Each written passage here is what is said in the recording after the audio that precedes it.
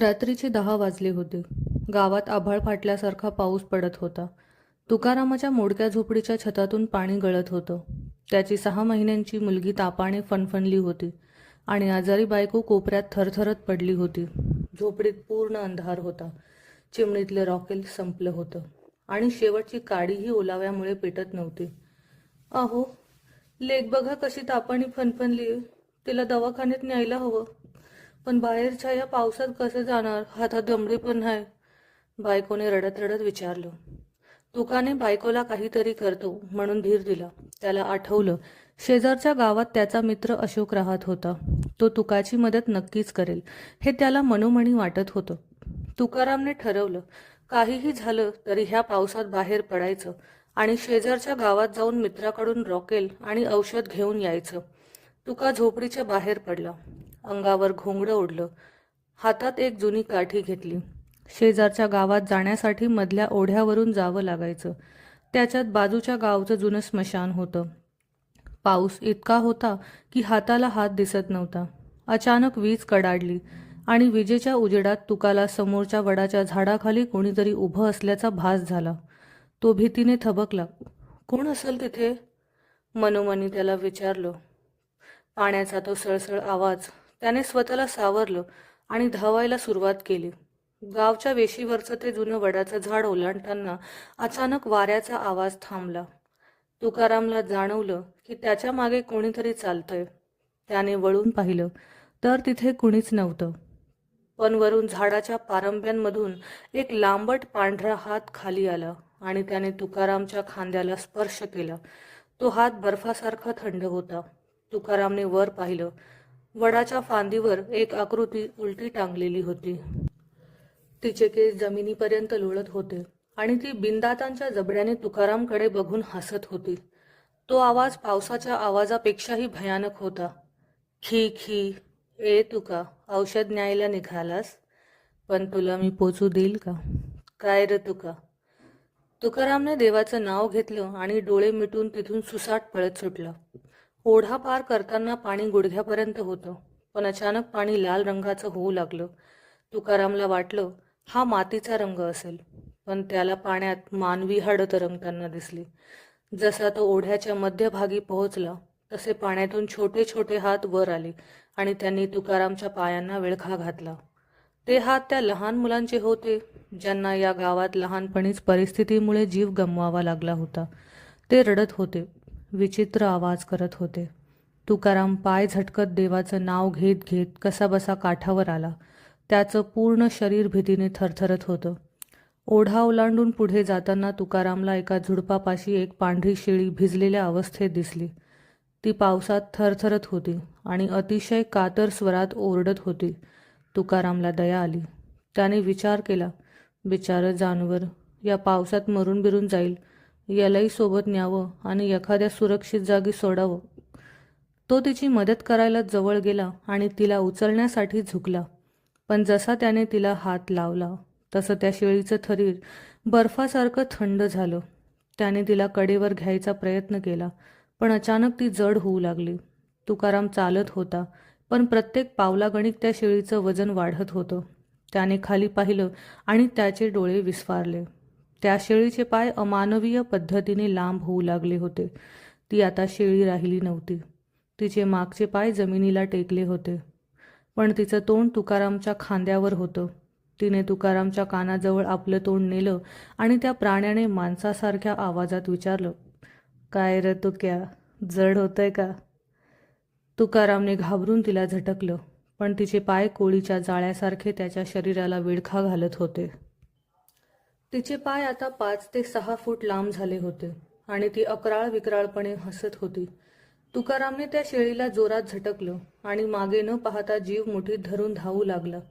त्या शेळीचे ते पाय जमिनीवर घासत असल्याचा खर खर आवाज त्याच्या मागून येत होता. तुकारामचा श्वास फुलला होता. पावसाच्या थेंबासोबत त्याचा घामही ओघळत होता. धावता धावता समोर अचानक गावची वेस दिसली. त्या वेशीवरचं गावचं जुनं मंदिर होतं. मंदिराच्या कळसावर वीज कडाडली आणि त्या प्रकाशात तुकारामला मंदिराचा गाभारा दिसला. जसा तुकाराम मंदिराच्या हद्दीत शिरला तसा मागचा तो खर आवाज अचानक थांबला. ती विचित्र शेळी वेशीच्या बाहेरच थबकली होती. जणू काही अदृश्य भिंतीने तिला अडवून धरलं होतं. तिचे ते लाल डोळे अंधारात जळत्या निखाऱ्यासारखे चमकत होते. पण मंदिराच्या पवित्र उंबरठ्यापुढे तिची शक्ती चालत नव्हती. तुकारामने मंदिराजवळ 2 मिनिटं दम घेतला. त्याचं काळीज धडधडत होतं, पण आता त्याला सुरक्षित वाटत होतं. थोड्याच अंतरावर त्याचा मित्राचं अशोकचं घर होतं. देवीच्या कृपेने तो त्या भयानक संकटातून वाचला होता. कसा तरी सावरत तो अशोकच्या दारापाशी पोहोचला. त्याने तातडीने दार ठोठावलं. अशोक, अरे अशोक, दार उघड, मी तुकारामचा आवाज पावसात दबला जात होता. अशोकने घाईघाईने दार उघडलं. समोर पावसाने चिंब भिजलेला, डोळ्यात भीती आणि अंगावर शहारे असलेला तुकाराम उभा होता. अशोकची बायको आणि त्याची म्हातारी आईसुद्धा धावत बाहेर आली. तुकारामची ती अवस्था पाहून अशोकच्या आईने, जिला गावच्या भाषेत जाणती मानलं जायचं, तिने एक दीर्घ श्वास घेतला. तिला तुकारामच्या चेहऱ्यावरची ती भीती पाहून समजलं होतं की आज वाटेत तुकारामाचा सामना साध्या संकटाशी नाही तर काळ्या शक्तीशी झाला आहे. अरे हे काय झालं तुला? अशोकने त्याला सावरत आत घेतलं. तुकारामने थरथरत्या आवाजात वाटेतल्या त्या अक्राळ विक्राळ शेळीचा आणि त्या वडावरच्या आकृतीचा सगळा प्रकार सांगितला. अशोकने त्याला धीर दिला. त्याला कोरडे कपडे दिले आणि गरम पाणी प्यायला दिलं. वेळ कमी होता. लेकीचा ताप वाढलेला होता. अशोकने लगेच तुकाला आपल्याकडची मोठी छत्री, रॉकेलचा डबा, मुलीसाठी काही औषधं आणि खिशातून काही पैसे काढले. हे घे तुका, गावी गेल्या गेल्या लेकीला आधी औषध दे आणि दवाखान्यात ने, आणि पैशांची काळजी करू नकोस, अशोक म्हणाला.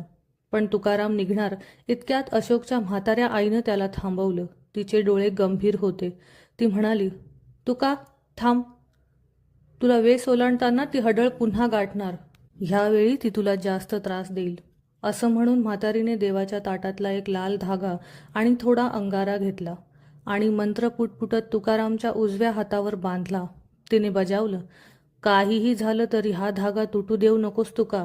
आणि वाटेत कोणीही हाक मारली, अगदी ओळखीच्या आवाजात जरी हाक आली तरी मागं वळून बघायचं नाही. सरळ आपल्या झोपडीत जा आणि हा दिवा पेटव. तुकारामने त्या माऊलीचे पाय शिवले. हातात रॉकेलचा डबा आणि छत्री घेतली आणि पुन्हा एकदा त्या काळोख्या पावसाच्या रात्री झेप घेतली. त्याला माहीत होतं परतीचा प्रवास पहिल्यापेक्षाही भयंकर असणार आहे. तुकारामने गावची वेस ओलांडली आणि पुन्हा एकदा तोच भयाण अंधार त्याच्या समोर ठाकला. पावसाचा जोर आता थोडा कमी झाला होता, पण वातावरणातील शांतता अधिकच बोचरी होती. अचानक समोरच्या रस्त्यावर एक आकृती दिसली. तुकारामचे पाय जागीच खिळले. ती एक स्त्री होती, काळ्या साडीतली. तिचे केस पूर्णपणे विस्कटलेले होते आणि वाऱ्यावर सापासारखे वळवळत होते. जेव्हा वीज कडाडली तेव्हा तुकारामला तिचं रूप स्पष्ट दिसलं. तिचे डोळे नव्हतेच, फक्त 2 काळोख्या खोलवर गेलेल्या भेगा होत्या. तिच्या चेहऱ्यावर मांस नव्हते, फक्त हाडं आणि निळी पडलेली कातडी फाटलेल्या अवस्थेत दिसत होती. तिचं पूर्ण शरीर म्हणजे हाडांचा सापळा होता, जो हालचाल करताना कडाकड असा आवाज करत होता. ती हडळ तुकारामच्या दिशेने झेपावली, पण तुकारामच्या मनगटावरचा तो लाल धागा एखाद्या जळत्या कोळशासारखा चमकला. त्या धाग्याच्या ऊर्जेमुळे ती हडळ तुकारामच्या अगदी जवळ येऊ शकत नव्हती, तर ती अंगावर धावून यायची आणि एका अदृश्य भिंतीला धडकल्यासारखी मागे ढकलली जायची. जवळ येता येत नाही हे पाहून तिने तुकारामला मानसिक धक्का द्यायला सुरुवात केली. ती तुकारामच्या बरोबर शेजारी चालू लागली. तिचं ते हाडाचं शरीर चालताना विचित्रपणे वाकत होतं आणि आपला घोगरा आणि कुबट आवाज काढत होतं. तुका, फार भूक लागली रे, मला खायला मासे दे की. दे ना तुका. ती सतत त्याच्या कानापाशी मासे दे म्हणून ओरडू लागली. कधी ती लहान मुलासारखी रडायची, तर कधी एखाद्या म्हाताऱ्या माणसासारखी खोकायची. तिने वाटेतल्या झाडांच्या फांद्या जोरात मोडायला सुरुवात केली आणि तुकारामच्या अंगात दगड फेकू लागली. ती हवेत अधांतरी तरंगत त्याच्या भोवती प्रदक्षिणा घालत होती. तुकारामचा श्वास लागला होता. तोंड कोरडं पडलं होतं. त्याला वाटत होतं की आत्ताच तिथून पळ काढावा, पण अशोकच्या आईचे शब्द त्याला आठवत होते, मागे वळून बघायचं नाही. तो धागा त्याच्या हातात जळजळत होता. जणू काही तो आपली शक्ती तुकारामला देत होता.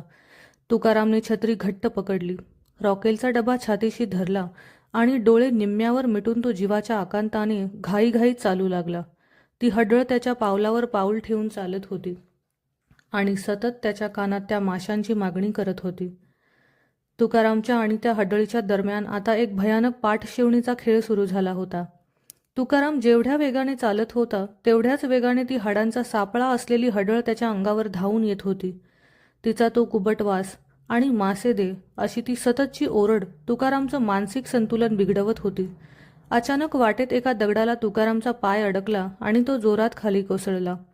हातातील रॉकेलचा डबा वाचवायच्या नादात तुकारामचा उजवा हात एका काट्याला घासला गेला. त्या काट्याचा जोरात हिसका लागला आणि अशोकच्या आईने बांधलेला तो लाल धागा तुटून चिखलात पडला. धागा निसटताच त्या हडळीच्या वाटेतला अडथळा दूर झाला. ती मघाशी जी लांब उभी होती ती आता एका क्षणात तुकारामच्या अंगावर हावी झाली. तिने तिचे लांब हाडांचे हात तुकारामच्या गळ्याभोवती आवळले.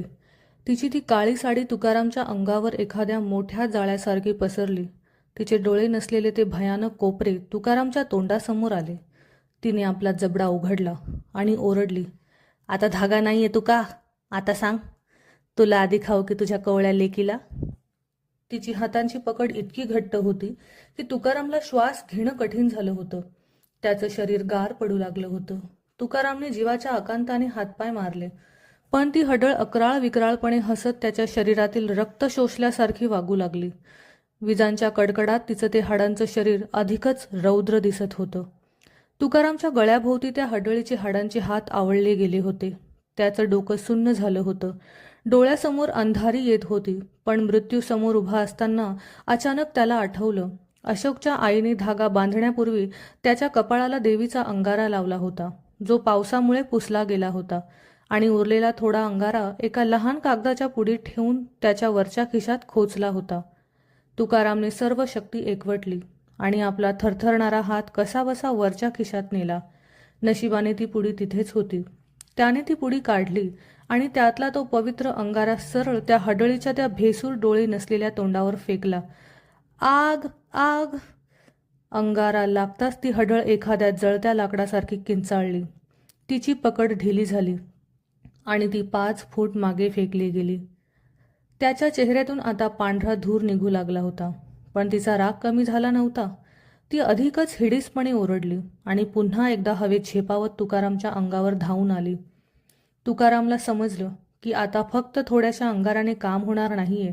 त्याने पुढीत उरलेला सगळा अंगारा आपल्या हातावर घेतला आणि तो झटपट आपल्या छातीला, गळ्याला आणि दोन्ही हातांना फासला. पवित्र राखेचा स्पर्श होताच तुकारामच्या अंगात एक वेगळीच उर्मी आली. ती हडळ पुन्हा जवळ आली, पण तुकाने लावलेल्या अंगाऱ्याचा स्पर्श होताच तिला विजेचा झटका बसल्यासारखं झालं. ती जवळ येऊ शकत नव्हती, पण ती थांबायलाही तयार नव्हती. ती रस्त्याच्या बाजूने झाडाझुडपातून अकराळ विक्राळपणे उड्या मारत त्याच्या मागे धावू लागली. ती दुरूनच तुकावर दगड फेकत होती, दात विचकून त्याला शिव्या घालत होती, अमानवीय आवाजात ओरडत होती.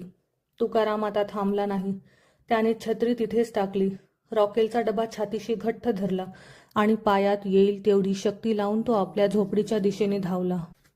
मागे त्या हडळीचा हाडांचा कडाकड आवाज आणि तिचं ते भयंकर हसणं येतच होतं. शेवटी त्याची ती मोडकी झोपडी दिसली. तुकारामने शेवटची झेप घेतली. गावची वेस आली आणि हडळ तिथेच थांबली. तिची हद्द फक्त वेशीपर्यंतच होती. तुकाराम पळत पळत सरळ झोपडीत शिरला आणि त्याने आतून दरवाजा लावून घेतला आणि दरवाजाला आडवी लाकडी फळी लावून दिली. ती हडळ दात विचकवत तुकाकडे बघत राहिली. तुकाने लगोलग दिवा पेटवला. मुलीला आणि बायकोला लगोलग औषध पाजलं आणि त्याच्या लहान मुलीला तो छातीशी धरून रडू लागला. आज तुकाच्या रूपात एक बाप जिंकला होता. मित्रांनो, स्टोरी आवडल्यास लाईक नक्की करा आणि शेअर सबस्क्राईबही करा.